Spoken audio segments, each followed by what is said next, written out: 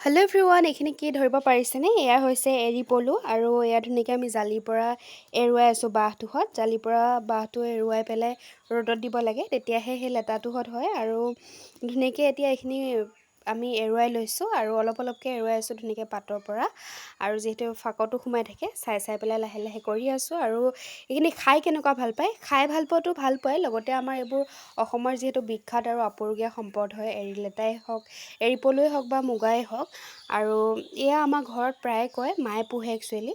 আৰু সূতাৰ কাৰণে যিহেতু ভাল, এৰী সূতা হয়, এৰী সূতাইতো নানাখিনি কাম কৰিব পাৰে গম পায়।